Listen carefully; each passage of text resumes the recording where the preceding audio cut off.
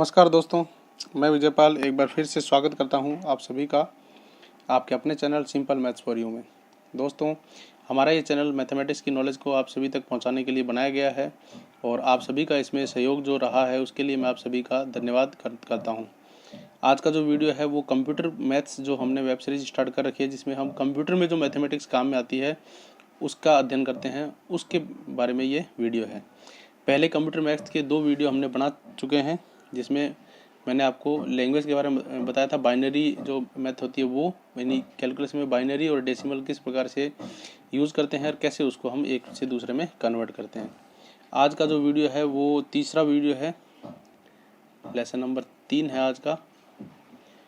और आज हम इसमें सीखेंगे, देखिए डेसिमल जो मैंने आपको बताया था, डेसिमल जो होती है पद्धति, दशमलव पद्धति, ये हमारे मैथमेटिक्स में काम आती है। इसके अलावा कंप्यूटर में जो काम आती है वो होती है बाइनरी, द्विआधारी। इसके अलावा दो तरह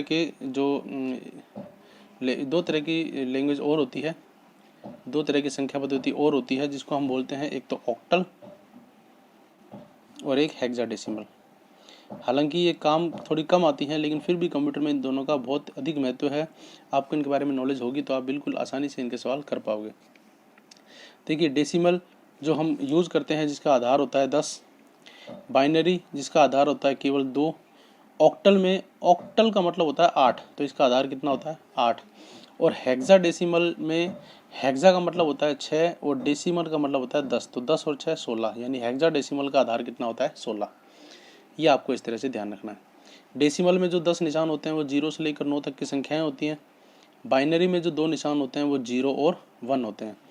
अब ऑक्टल के अंदर जो 8 निशान होते हैं वो क्या होते हैं, वो 0 से लेकर 7 तक की संख्याएं होती हैं, यानी 0 1 2 3 4 5 6 और 7, ये 8 संख्याएं होती हैं जो ऑक्टल जो भाषा है उसके अंदर यूज़ में आती हैं, ऑक्टल जो कोड होते हैं उसमें यूज़ में आती है। और हेक्साडेसिमल के अंदर 16 होते हैं। ये 16 कौन कौन से होते हैं, ये 16 0 से 9 तक की 10 संख्याएं तो ये होती हैं। इसके बाद हम क्या करते हैं, ABCD के लेटर लेते हैं, यानी ABCDEF 10 तो ये, और 6 ये हम ये ABCD का अक्षर ले लेते हैं। यहाँ पर A जो होता है ABCD का, जो A होता है इसका मतलब होता है 10, इसी तरह से जो B होता है इसका मतलब होता है 11, C होता है इसका मतलब होता है 12, D का मतलब होता है 13, E का मतलब 14 और F का मतलब 15। इस तरह से 15 तक, 0 से 15 तक कुल 16 हुए। 16 में से 9 तो वही निशान काम में लेते हैं, बाकी हम ABCDEF काम में लेते हैं। ये कम काम में आती है, लेकिन अगर आपने इसको एक बार समझ लिया तो ये जब भी काम आएगी आप इसमें कंफ्यूज नहीं होगे। ये भी कई बार काम में आती है और ये दोनों तो इम्पोर्टेंट हैं ही। अब देखिए पिछले वीडियोज़ में हमने क्या करा था, डेसिमल को बाइनरी में कन्वर्ट करना देखा था और उसके बाद बाइनरी को हमने डेसिमल में कन्वर्ट करना देखा था। तो यहाँ पर आधार 10 था, यहाँ पर आधार 2 था, वही तरीका इनको कन्वर्ट करने में लगेगा, वही तरीका इनको कन्वर्ट करने में लगेगा।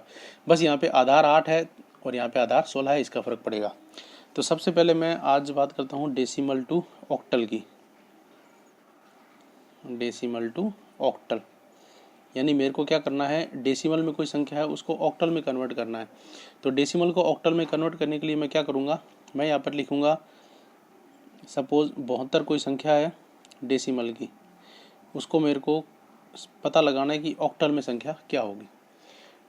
तो डेसिमल को ऑक्टल में बदलने के लिए वही काम करेंगे जो हमने डेसिमल को बाइनरी में बदलने के लिए किया था, बस यहाँ पे आधार 2 था और यहाँ पे आधार 8 है। अब डेसिमल को बाइनरी में बदलने के लिए हमने क्या किया था, 2 का भाग लगाया था, यहाँ पर हम क्या करेंगे 8 का भाग लगाएंगे। कैसे, देखो एग्जाम्पल में लेता हूँ। यहाँ पर मैंने लिखा 72, मेरे को बदलना है ऑक्टल में, तो ऑक्टल के लिए मैं किस में भाग लगाऊंगा, 8 को। अब लगाओ कितनी बार भाग गया, 8 का जब आप इसमें भाग लगा 8 का जब इसमें आप भाग लगाओगे तो ये गया 8 निम 72, कितनी बार गया 8 के 8 निम 72, और यहाँ पे शेषफल कितना बचा 0। ठीक है, उसके बाद दोबारा 8 का भाग लगाओगे, तो 8 का जब इसमें भाग लगाओगे तो कितनी बार गया 8 एकम 8 और शेषफल कितना बचा 1। फिर जब तिबारा 8 का लगाओगे, या यहाँ पर जब अब 8 का नहीं जा रहा तो बस यहीं तक आपको भाग लगाना है। अब इस तरह से आपको संख्या लेनी थी, इसमें भी इस तरह से संख्या लेनी है। तो यहाँ पर पहला आएगा 1, फिर 1 और फिर 0, यानी 1 1 0। ये ऑक्टल में आपके सामने क्या हो गया, 72। यानी हम लिख सकते हैं 72 10 आधार में और 110 ये ऑक्टल में। यानी इसको ऑक्टल में भी हम इस तरह से लिखेंगे। ठीक है। अब देखिए इसमें और जो हमने बाइनरी कन्वर्जन देखा था उसमें क्या फ़र्क था। यही फ़र्क है कि बाइनरी में आपको यहाँ पे 2 का भाग लगाना था और ऑक्टल में यहाँ पर आपको 8 का भाग लगाना है, बस। बाकी और कोई वो नहीं है। अब क्या ये सही है, ये सही है या नहीं, ये जांच करने के लिए हम क्या करते हैं, इसको वापस से कन्वर्ट करते हैं डेसिमल में।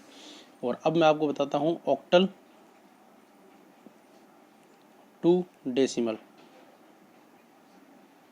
यानी ऑक्टल टू डेसिमल हम किस प्रकार से कन्वर्ट करेंगे, ऑक्टल से डेसिमल में हम किस प्रकार से बदलेंगे। तो देखिए ऑक्टल से डेसिमल बदलने के लिए उसमें हमने क्या किया था,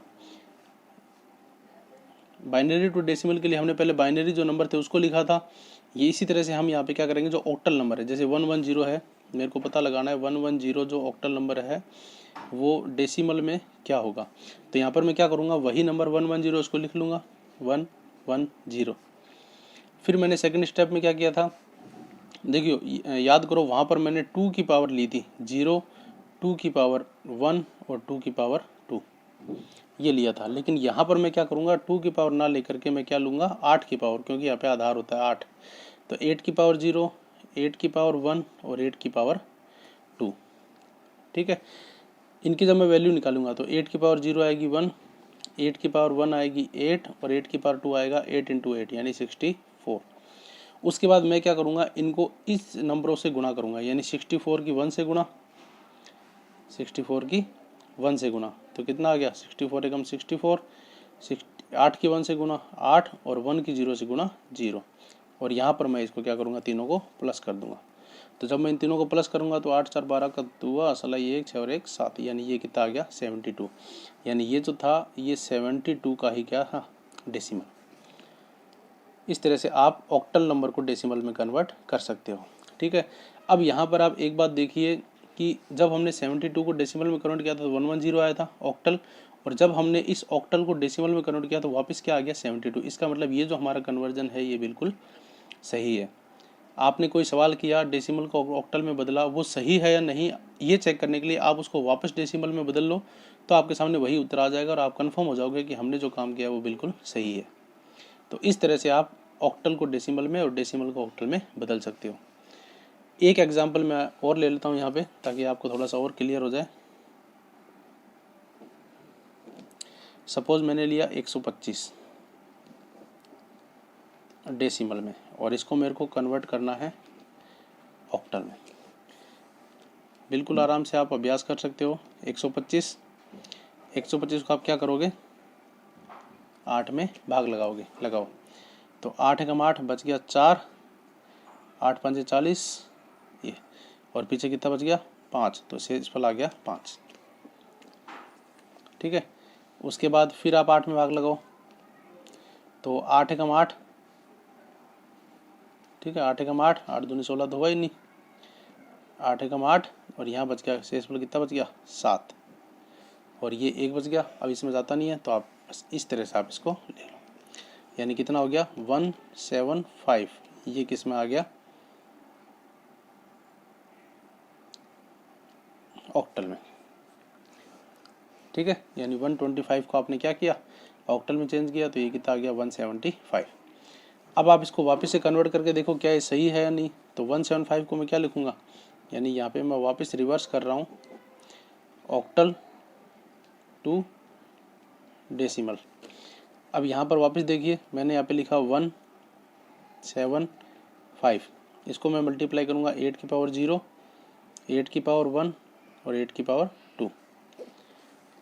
8 की पावर 0 कितना होता है 1 होता है, 8 की पावर 1 कितना होता है 8 और 8 की पावर 2 होता है 64। मल्टीप्लाई करो तो 64 की 1 से मल्टीप्लाई करोगे तो 64 प्लस 8 की मल्टीप्लाई करोगे आप 7 से, तो कितना होता है 8 7 56, 56, और 1 की मल्टीप्लाई करोगे आप 5 से, तो ये। अब इन तीनों को टोटल करो तो 6 और 4 10 5 15 का 5 4 16 1 6 और 1 7 और 5 12 125। यानी जब वापस इसको कन्वर्ट किया तो ये कितना आ गया 125। यानी ये जो 125 है ये डेसिमल में।